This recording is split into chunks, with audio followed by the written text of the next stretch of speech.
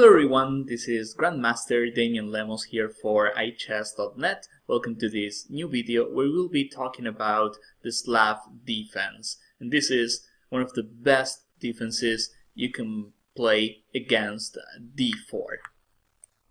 Here, after d4, we play d5.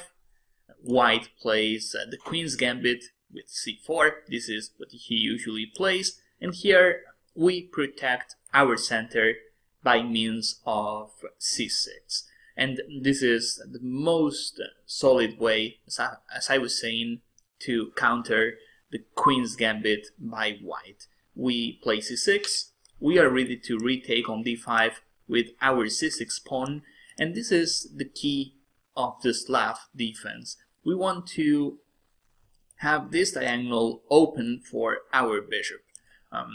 In other words, and if we compare this with Queen's Gambit declined and other defenses black can play, when we play the Slav, we can still develop our bishop, usually to f5 or g4, and then we play e6. But we want to make sure our bishop is outside the pawn chain, and that is the Slav.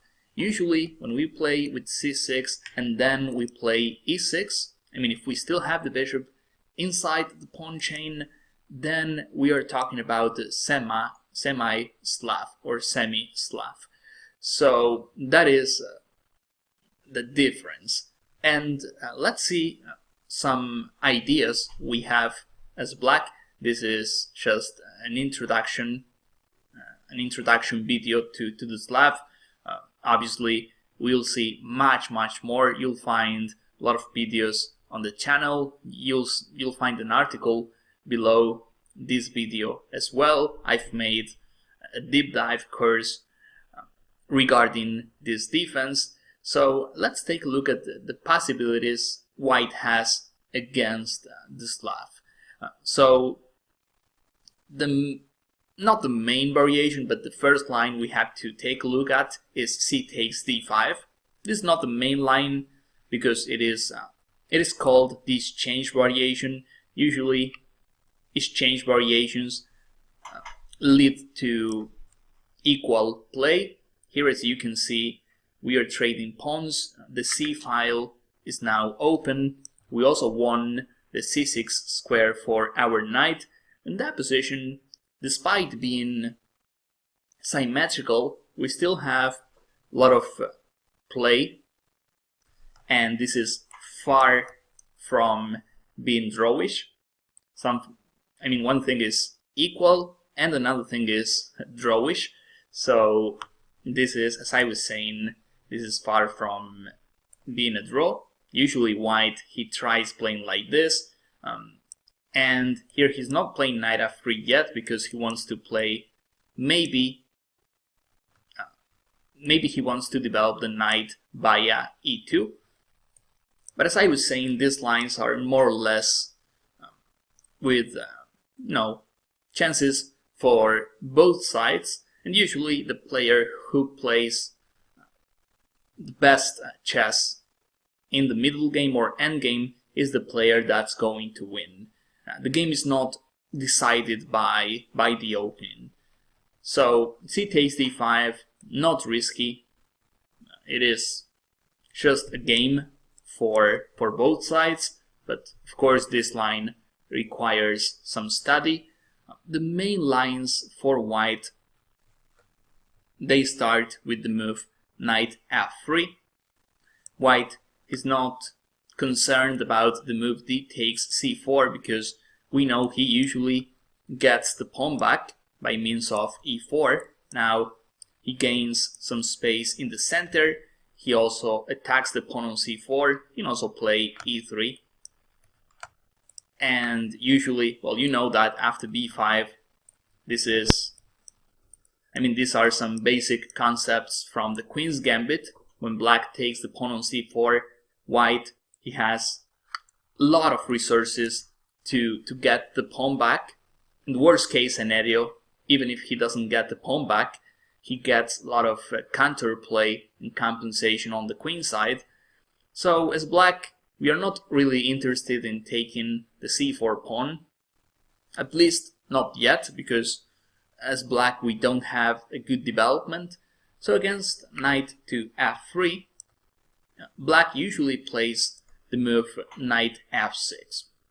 We keep developing our pieces, we still have the symmetrical position in the center, and of course white, if he wants, he can still play this change variation with c takes d5, I play c takes d5, and the game continues. If white is looking for an advantage, this is that position where he has a wide choice. Buying individual chess courses to add to your collection can get expensive, and waiting for the course or video you're looking for to go on sale can take weeks or even months. So, what's a chess enthusiast to do? Introducing the iChess Club, an exclusive community of chess enthusiasts that enjoy a wild range of benefits, including a permanent 40% discount on virtually all chess courses on our shop. Yes, 40% on all items anytime. But wait, there's more. For those of you who like physical DVDs, we offer unlimited free shipping on all items, anywhere in the world, anytime. You'll also get access to the entire iChess.club library, where we post over a dozen exclusive new videos every month. Our lineup of presenters is of much higher quality than anything you can find on YouTube, with exclusive videos by Simon Williams, Damian Lemos, Valery Lilov, Brian Smith, Eric Rosen you can't find anywhere else, and even private appearances by world's top grandmasters such as Anatoly Karpov, Judith Polgar, Susan Polgar, and more. There are dozens of other benefits as well, such as an additional 5% off all items already on sale, a free 30-minute preview of every single product in our shop, and the ability to purchase items at the sale price up to 30 days after the sale has ended. There are so many benefits we can't possibly list them all in this video. So, join the iChess Club community today and start saving. Joining is easy and you can cancel at any time. So, what are you waiting for? Sign up today. And yeah, each line is quite interesting and it deserves hours of study. But let's name them and let's also point out the main ideas.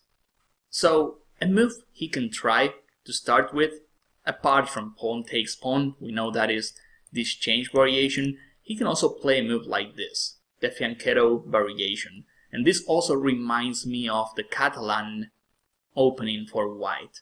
There is a difference. There's a difference though. In the Catalan, black he usually has the pawn on e6 already. Here we don't have the pawn on e6, and that means we can get our bishop out first.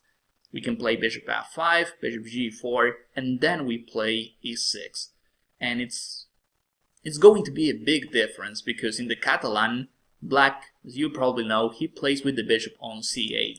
Here, we can try bishop f5, for instance, we can play with e6, and we already have full control of the e4 square, and as usual, this is something that happens in the Slav a lot, by playing c6 d5, this diagonal is not really an issue. I mean, white, he can try something, but we definitely have some good blockading pawns on the h1 a8 diagonal.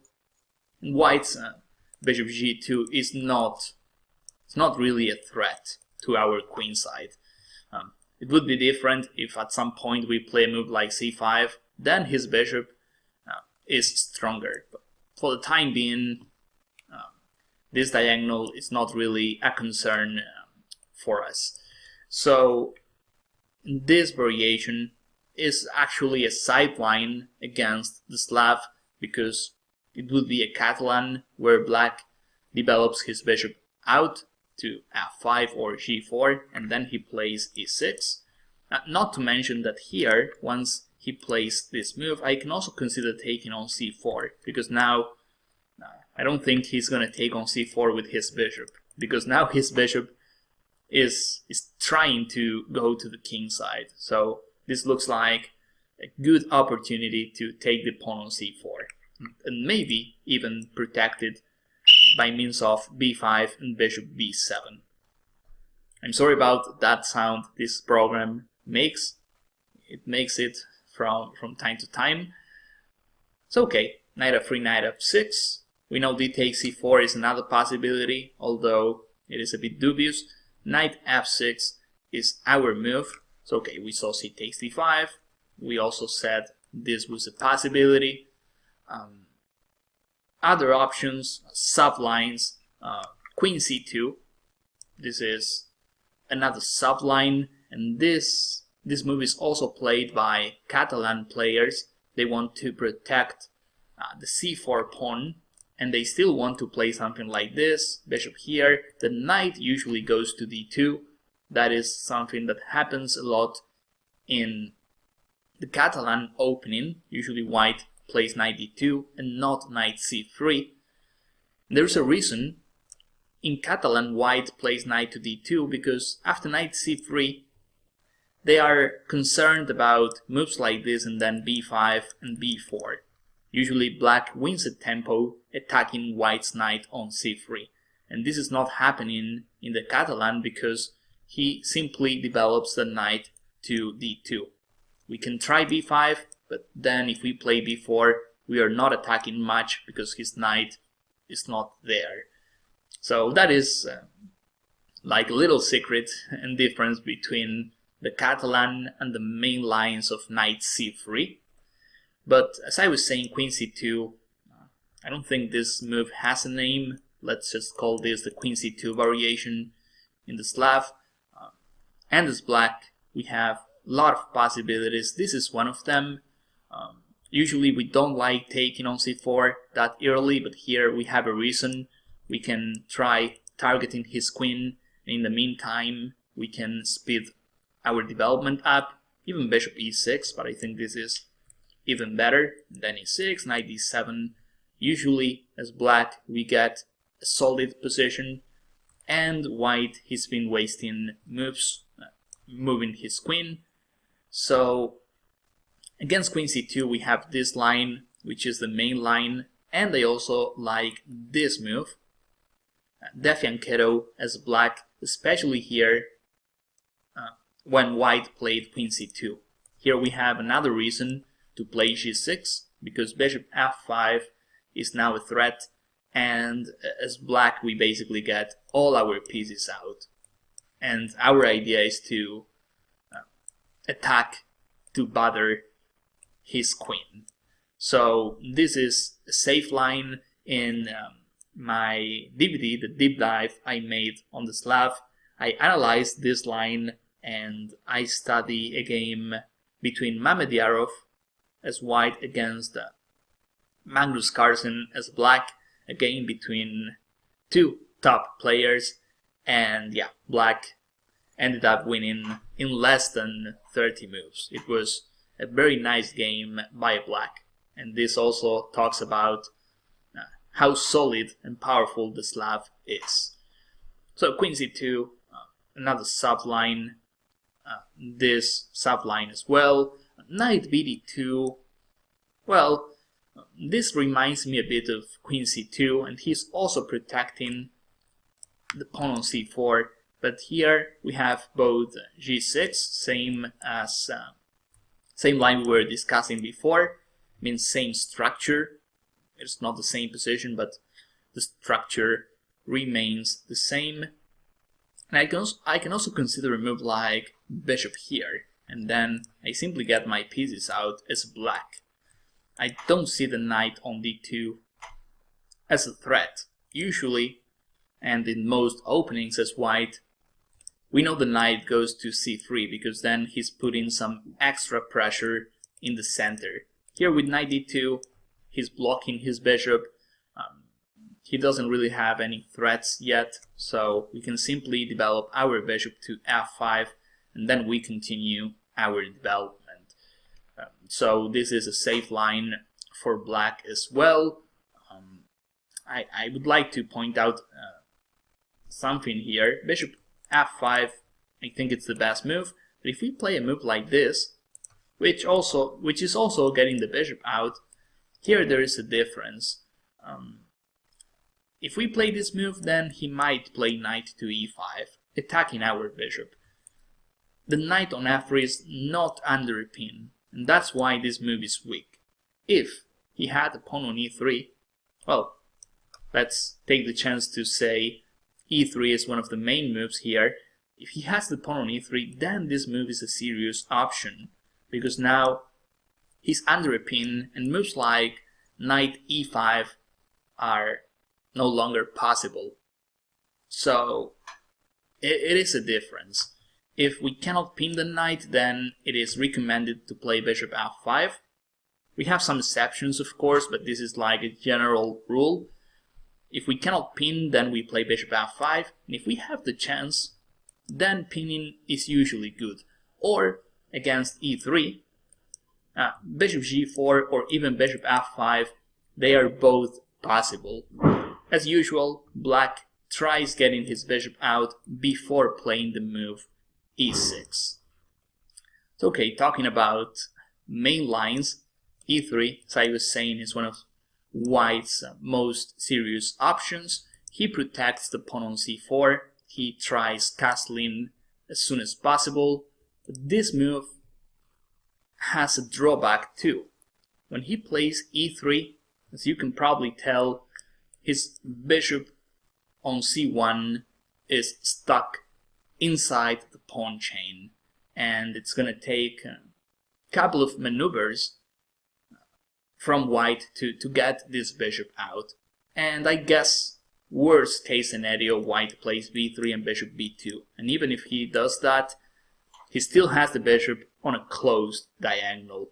So that is the main drawback white has in the e3 system. But of course, white, he can try playing little by little. Hopefully one day he can play knight c3, queen c2, bishop d3, and one day he's gonna try playing e4.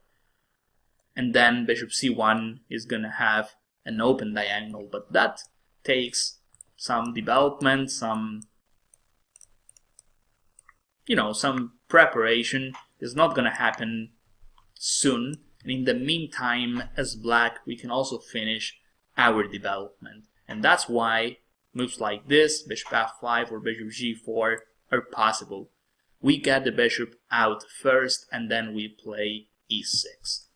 If black plays e6 right now, this is also possible, and this would be a semi-Slav, as I was saying, where black chooses, and it's like black's decision to play with the bishop inside the pawn chain. And that's why we call it semi-Slav. The pure Slav is when black gets the bishop outside. So e3, as I was saying, one of the main lines, actually both, white has both knight c3 and e3. They are equally main lines. They are equally played. And after e3, I think we have even more variations here as black. As I was saying, bishop f5 or bishop g4. Here we can also play in Grunfeld fashion with g6. This is actually the line I recommend my deep dive Slav. Black has a straightforward plan of developing his pieces, and then once he castles, he decides whether to develop bishop c8 to the king side, or even try something like this and play on the queen side. So a lot of ideas. And there's one more line, and we'll talk about this right now. After e3, part of e6, g6, bishop f5, bishop g4, part of all of those options for black, we also have a6. You probably heard of this Slav variation. This is called the Chepanenko Slav. And it is quite interesting because we sort of overprotect the queen side. We plan b5 advance, and if white plays a move like c5, it looks like we have a hole on b6, but there's not much white can do about it. In fact, we can control this with knight bd7, and that's it. Queenside is super closed, and when white plays a move like c5, then the tension in the center is over. He no longer has the chance of taking on d5, and that gives us, maybe not now, e5 just loses a pawn, but in the future we can plan a move like e5, and that's what makes the Chevanenko Slav a powerful line for black. And if he decides to, against a6, if he wants to take on d5, we can simply transpose into an exchange variation of the Slav where a6 is always an useful move. That is something I say in my deep dive too, where I talk about the move a6, stopping bishop b5 check. In some lines where white has bishop f4, he plays knight c3. He cannot play knight b5. And basically our queen side is under control. We can even think about b5 and bishop b7. So now we finally reach the main line after knight f3, knight f6. Knight c3 is the other option. And here black has, I think 4 main systems. One of them is the semi-Slav with e6. Remember, the semi-Slav is when black decides to play with the bishop inside the pawn chain. We can also try playing the g6 system, also known as Schlechter variation of the Slav. Quite interesting.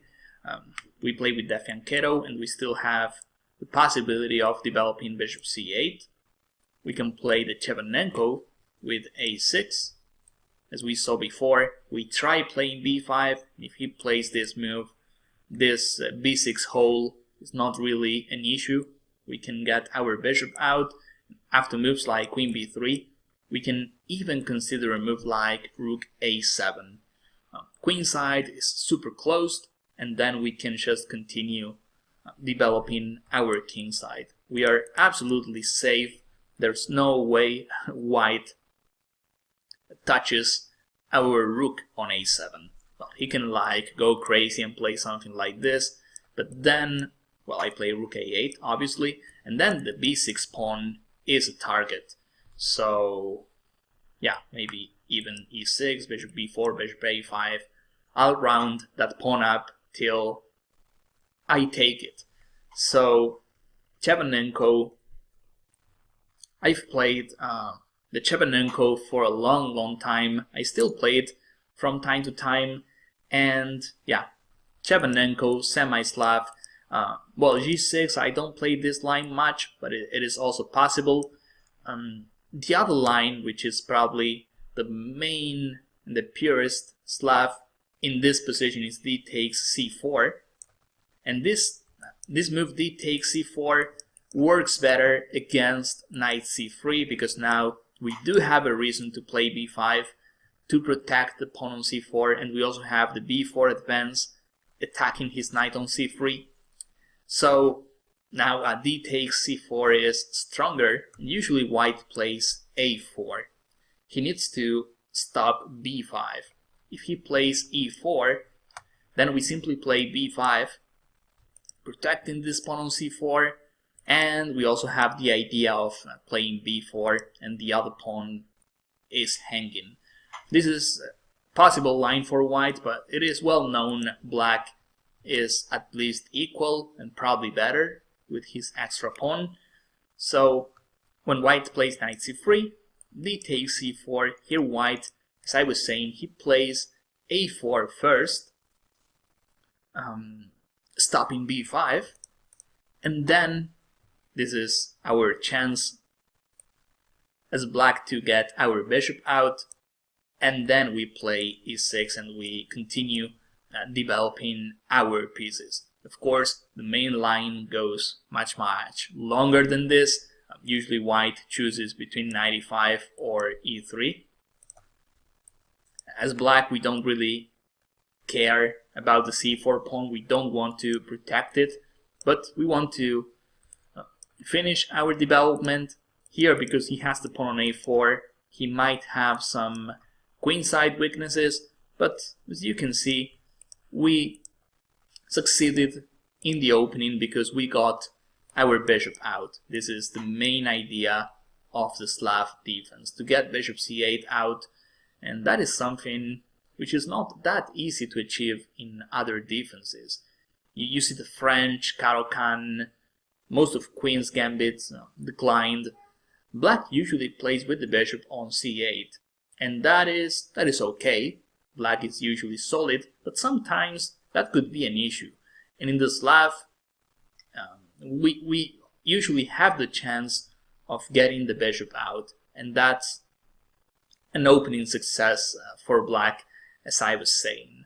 So this is, of course, an introduction. The Slav is much more complicated than this, but it is good to know the ideas, and this is, I think it's a good introduction to start with. As I said, you have more information. You have a link below this video. Take a look. It is recommended. And well, that's all for this chapter. I hope you found this useful. I hope you could learn something. And of course, I want to see you guys in my next videos. Thank you.